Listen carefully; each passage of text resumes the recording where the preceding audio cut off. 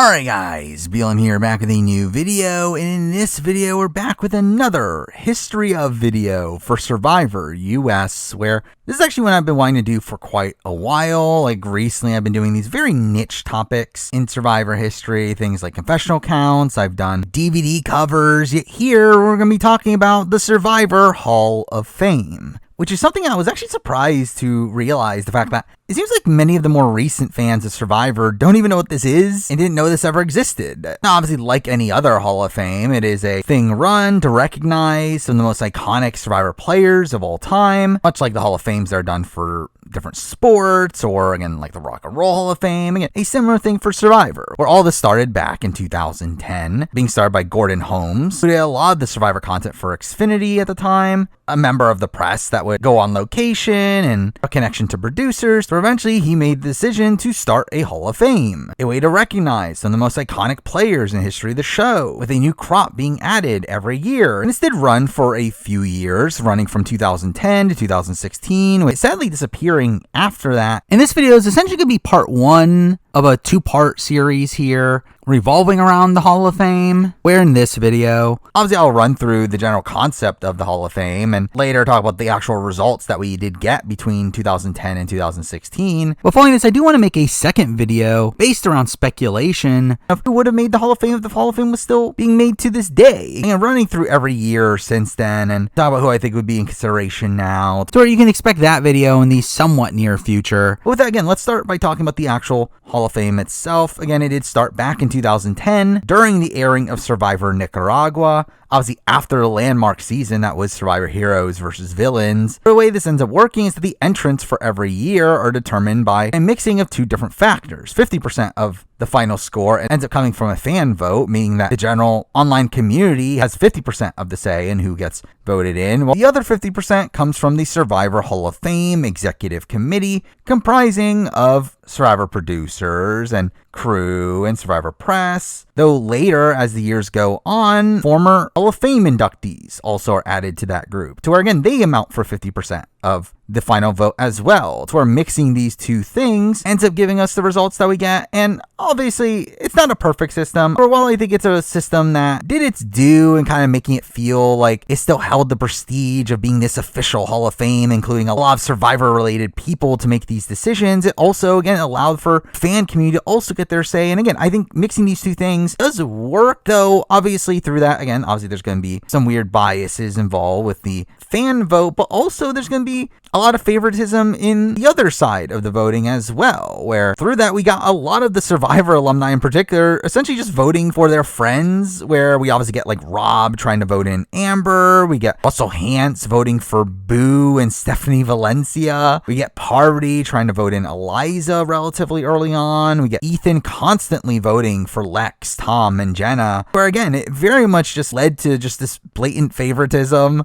from the former inductees on them just again voting for who they had connections to, which again kind of does lessen the integrity of the Hall of Fame, which is supposed to be specifically about the most iconic figures of the show. Though to be fair, I mean, of the people I mentioned so far, none of them are that egregious outside of Russell's voting for Boo and Stephanie Valencia, but it's still a process that, again, definitely can lead to some weird results here and there. But again, that is how this Hall of Fame was run, to where it was run for 7 years, where it started running through the actual results of these years. Starting off with the first ever Hall of Fame in 2010, which again, the voting process ended up occurring during the airing of Survivor Nicaragua, with the voting period for each of these years occurring at some point in December. And for this first ever year, we did get 5 initial entrants to the Hall of Fame. Now, beyond this, they will limit it to 3. However, for this first year, again, we got 5, and to be fair, these are pretty standard picks here. These are kind of who you would expect at this point in Survivor, 5 of the biggest names in history of the show. So I feel like all these kind of make sense, but again, we'll still run through them. Running through them in chronological order when they first played. Again, first up, you got Richard Hatch. Again, kind of a give me. I think Richard Hatch had to be here, the first ever winner of the show. Also a star from even outside of Survivor, where, again, he made some tabloid news outside that, but also, again, made many appearances on other things. It was really a pop culture icon, to where, again, Richard Hatch makes a lot of sense. Next up, we got Boston Rob. And this is a bit of a strange one in the sense that this is actually before Redemption Island. Now, at this point, we know he played Redemption Island. However, this is before Redemption Island even aired and was even formally announced. To where, again, this is immediately after Heroes vs. Villains. So for Boston Rob to already be on the Mount Rushmore may seem a bit strange, though again, Boston Rob is still such a massive figure in Survivor history. I mean, at this point, again, he already obviously was a runner-up on All Stars, to where through that he did get married to Amber. He then also appeared on The Amazing Race. Again, just recently had his appearance on Heroes vs. Villains. It was considered a massive get for that season. To where, again, Boston Rob here, I think you can qualm with it, though I'm not that upset over this, especially because, again, just in a year's time, it would be such a blatant pick to be putting Rob on the Hall of Fame, to where I would understand if you would think that this is kind of an egregious pick, but I do think, again, Boston Rob was just such a big name for Survivor, and obviously now is the face of Survivor, to where, again, I do think it kind of makes sense that he is on here, even though it's before his peak in his overall legacy. But next up, we got Sandra Diaz-Twine, to where, obviously, again, this is immediately after Heroes vs. Villains. She is now a 2-time winner, and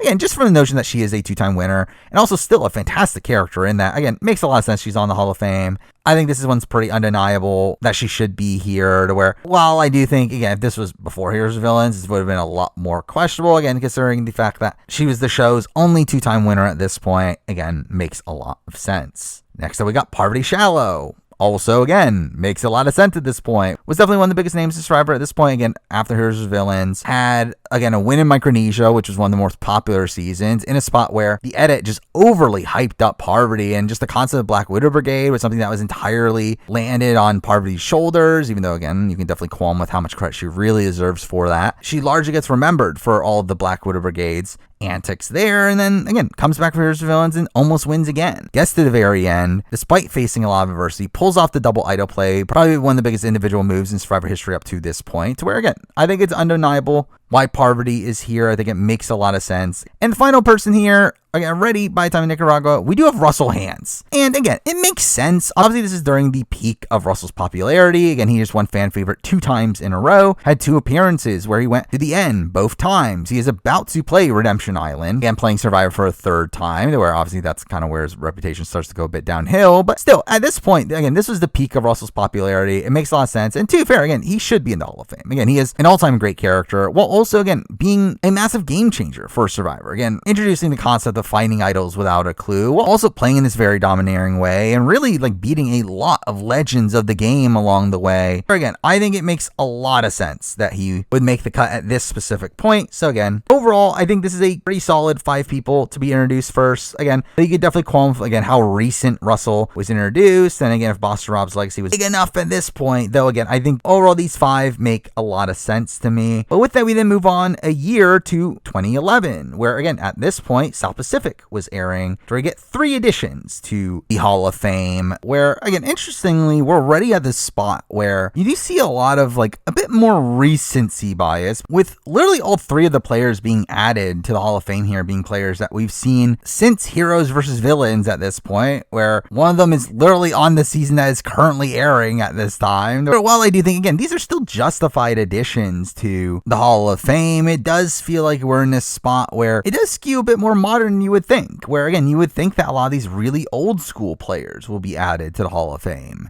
as that's typically the people that are more iconic to the show, and people that are more important to the show, or the people that, again, were on the earlier seasons. Yet for some reason, we're already focusing a lot more on the middle school seasons of the show. And with that, again, the first player on the list here comes from Palau, and being the winner of that season, and that is Tom Westman. And again, Tom Westman being here, it's not a shock. I will say, I do think it's a little bit early for my personal taste. I do think I would have had a certain person that appears in the next year earlier than Tom Westman. I think Tom Westman, again, while important for sure, he was very popular at the time. He, again, dominated in challenges to a ridiculous degree, while also, again, showing himself to be competent in the other aspects of the game. Also was very good at the survival aspects. And again, just in general, Tom Westman, again, makes a lot of sense for him eventually being on the list. I do think this might be a sliver too early from my point of view. The next person, again, makes a lot of sense as well. We got Sri Fields. And again, Sri, massive icon of the show, one of the best players in the history of the show. By this point, again, this is after Heroes vs. Villains, so she actually just had a bit of a rut in that season, even though, again, at the end of the day, it's not even that bad of a game, but just, you know, obviously her worst performance up to this point, but again, she had a very good performance in Panama, had a really great performance in Micronesia, where obviously, again, she gets the credit for Eric Blindside. So her being here makes a lot of sense. I do wonder, though, how much her being voted in here was actually for more proper reasons of, like, again, her, again, innovation, creating, like, the 3-2-1, and her pulling over to Eric Blindside over just the concept of her being the person who got off the couch, which I'm sure is more of the reason why, like, Jeff Probst in particular would have voted her in, to where still, again, very popular player, to where it's not that shocking that she made the list here. And final person, again, also kind of apparent that they would make it on, especially considering, again, this is literally as their season is airing. Obviously, we got Ozzy, where, again, obviously Ozzy was still very popular. He later wins fan favorite for South Pacific. He has a very interesting run on South Pacific, while also, again, having, again, a very popular run on Cook Islands, and still was on Micronesia, where, again, it's not shocking that he's on here. Obviously, he's still beloved as one of the best challenge beasts in the history of the show, to where, again, like, I think it makes a lot of sense that he's here. Again, I personally would even go Ozzy over Tom Westman, to where, again, I do think I would have, again, probably taken Tom out and saved him for a later year in my own personal list. But Ozzy, I think, was just such a popular figure at this point, and again, was literally on the season airing, to where it makes a lot of sense why he makes the cut on this one. But with that, again, we move on one more year to 2012, where this is actually at the time of Survivor Philippines airing, where here we get some more interesting additions that, again, I think are more fair to the concept of this being a Hall of Fame, where, again, the earliest person added to the board here, all the way from season 3, we got Ethan Zahn. And again, in my mind, I do feel like I would have had Ethan over Tom. And even, again, the next person that we'll be talking about, I would have that person over Tom as well. Where obviously Tom was fresher on people's minds. He was just on Heroes vs. Villains. Well, Ethan at this point hadn't been on since All Stars. Though, to be fair, Ethan also was obviously still recovering from cancer at this point, to where he was still in the news. But still, I think Ethan being the first ever winner that was this big hero for the show is something that is very important to the show's history. And considering all the good he did post-show as well, again, I think I would have had Ethan on the Hall of Fame a bit earlier. But again, I think his lack of relevance at that specific time probably held him back until this point. But again, I still think it was the correct call to put him on at this point. I know Jeff Probst in particular was someone that was very much hyping up Ethan and was trying to get him in the Hall of Fame. But again, I think a very good pick there, along with the next person. Again, very good pick for Hall of Fame. We got Rob Cesternino. And this one is actually a weird one, as I do think genuinely a lot of the reason why Rob Cesternino is on this is because of RJP, where I think if it had not been for RJP, I don't know if Rob would have even been remembered by this point. For as innovative as a player as Rob is, again, he is very important to the history of the show. He really evolves the strategy of the show in a way that directly influences the following season. So again, Rob is very integral to the history of the show. However, I do feel like he's kind of forgotten about coming into Heroes vs. Villains. So again, by that point, I don't believe Rob was that high on people's radars, and I do think it is the prevalence of RJP that really put him more in contention for a list like this, to where, again, I think he is a perfect pick. He really should have debatably been on the first batch of picks when we're looking at people that are actually integral to the history of the show. As again, I do think he evolves the strategy of the game more so than some of the people that have already been on the Hall of Fame before this. To where again, I think Rob is a very good pick here. So I think someone that probably got voted in this specific spot more so because of out of the game factors, more so than his actual legacy in the game. And the final person to be added here, going back to the more recent players on the board and kind of in line with some of the previous picks, we got Amanda Kimmel. It makes sense. Obviously, at this point, we got most of the Black Widow Brigade in there already. We got Sri and Parvati. Again, why not add Amanda as well? Obviously, two-time finalist at this point. Was a pretty big player for that China, the Heroes Villains stretch of the show, to where, again, her making the Hall of Fame at this point, not shocking. Even though I think I would probably had a couple other people ahead of her on my personal list, but I do think it makes sense that she is put on in the spot. Next up for 2013, which obviously was during the airing of Survivor Blood vs. Water. And here we get some very interesting picks here, where this is a point where we start to get a bit more recent picks being added here. I mean, obviously, as we talked about before, again, we had people that were being added that were on the season itself that was currently airing, or just on Heroes of Villains, which was like a year before. However, this is a point where we're getting people that are added to the Hall of Fame that played post Heroes versus Villains, which to me does feel insane. As much as I do think their placements in this Hall of Fame is very justified, I do think they deserve to be in the Hall of Fame, especially by, again, the modern day in Survivor history. I do think them being added, specifically at the time Blood versus Water, does seem a bit ridiculous when certain other people are not in. However, we're starting off with the person that, again, obviously is not one of those people. This person should have been in before this, actually. I'm surprised it took him this long. That person is Johnny Fairplay. And again, Fairplay 100% deserves to be in the Hall of Fame at this point. Again, the Grandma Lie is still one of the most iconic iconic moments in the history of the show. And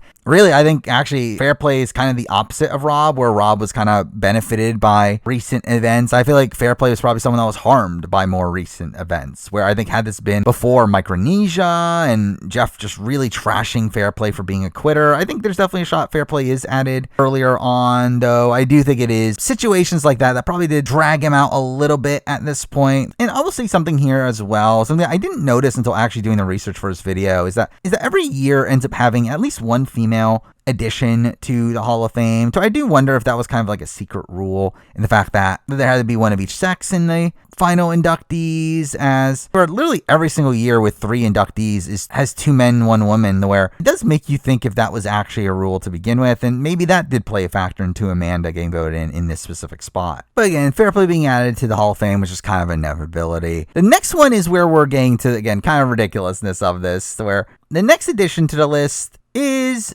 John Cochran. For again, this is during the airing of Blood versus Water, meaning Cochran had just won earlier this year, which is actually insane to me that Cochran is added to the Hall of Fame this quickly. Now, obviously, Cochran was a popular figure at this point. Again, was almost fan favorite in South Pacific, and again, still was popular during Caramoan, and even though the online fan base was definitely a bit more up in the air with him, but obviously a very big production favorite. I'm sure that helped him here as well, and also was, again, really making the rounds in the online community at this point, to where it's not like nowadays where, again, you don't really see Cochran not much online, but at the time, again, he was a big fixture in the Twitter community. And again, like, it makes sense that Cochran was very fresh on people's minds, but for Cochran to actually make the Hall of Fame this early on is insane. Like, the fact that Cochran is on the Hall of Fame before Coach, before Rupert and Rudy and Colby and all these other figures in Survivor history is, again, insanity to me. Where, again, if he was not on by the modern day, that would be purely ridiculous. I do think Cochran deserves to be in the Hall of Fame. He is one of the biggest names in the history of Survivor, but not, again, immediately after Caramoan's airing, to where this just screamed out recency bias to me. And the next person we'll be talking about also first appeared even later than that. And again, I talk about this person very highly, one of the best players in the history of the show. Got Kim Spradlin. And again, as much as I hype up Kim Spradlin as a player, Kim Spradlin should not be on Hall of Fame at the time of Blood vs. Water. This is ridiculous.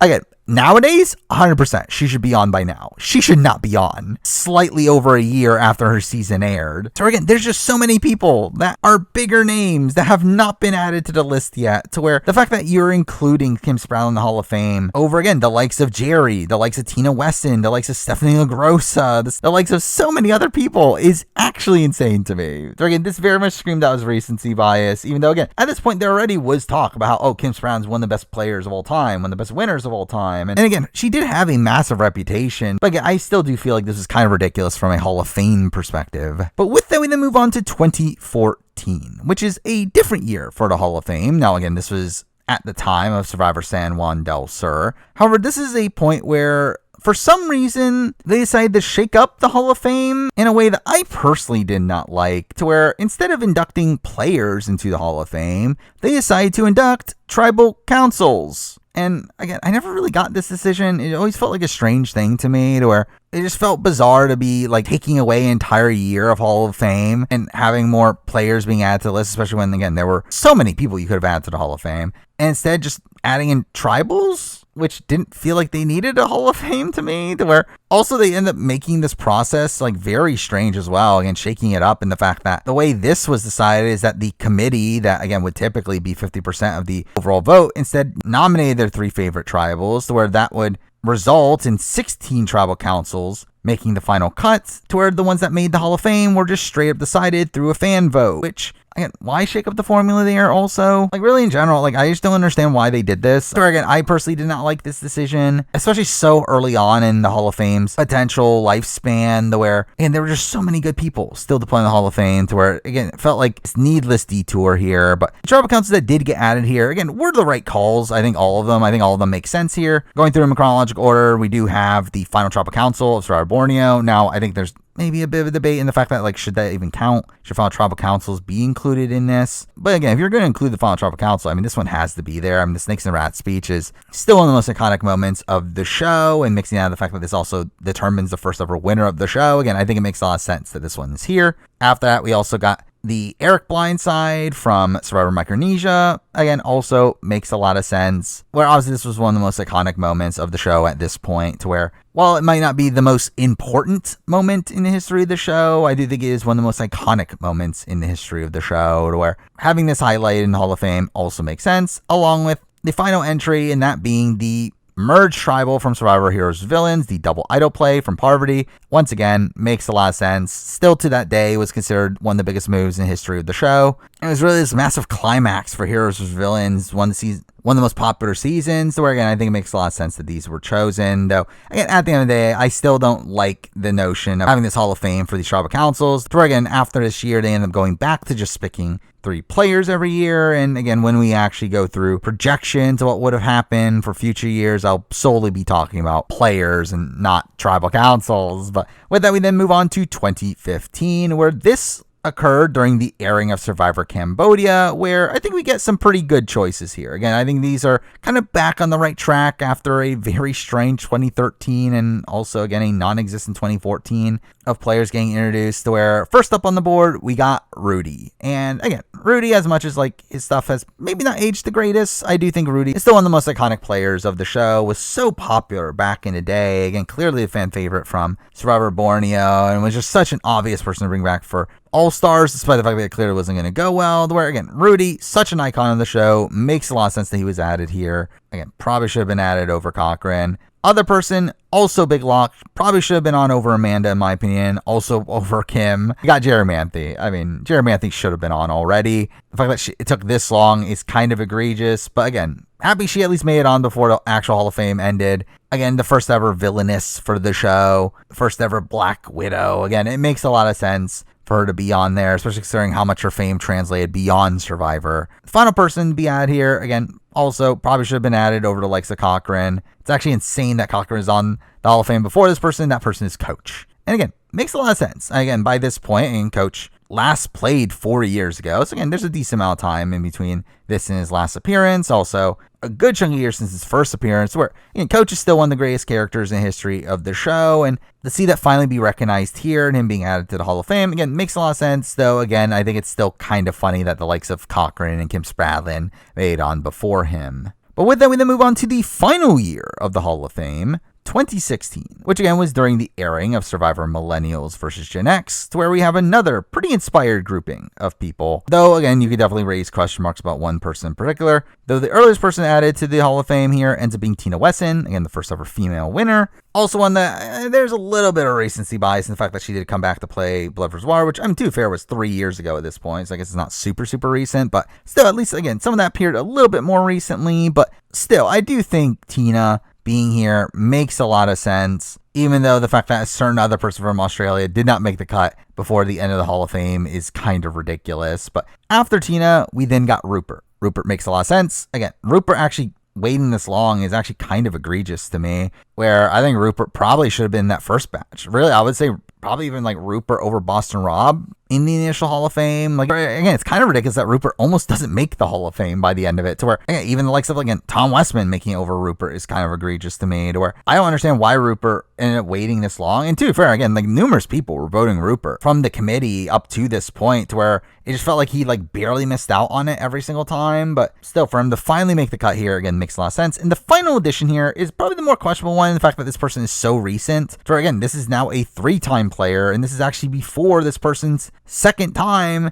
That person is Tony Velachos. And again, Tony being in the Hall of Fame now, 100%, undeniable. Tony being in the Hall of Fame after Millennials Gen X, a little bit questionable. I will say, I do find it a bit more understandable over the likes of someone like a Cochran or someone like a Kim, to where I feel like Tony by this point had really become this massive legend. And the fact that he was looked at as this massive anomaly, this Russell Hantz style figure that was able to win the game and also pulled off all these really crazy maneuvers and came out with these really innovative strategies, to where, again, I think Tony's legacy in the game was much grander than the likes of Kim and Cochran, in my opinion. And again, at least this is a little bit far removed. Again, this is about 2.5 years after his season. seasons, where, again, much better than the year and a half after Kim's, or not even a year after Cochran's win, where, again, it's a little bit of time as well. And also, again, there was some hype for Tony here as well. Again, this is right before Game Changers aired, so I'm sure there was some hype surrounding him because of that as well. Where, again, I get why Tony is here. Again, obviously Tony should be on the Hall of Fame by now, for sure, but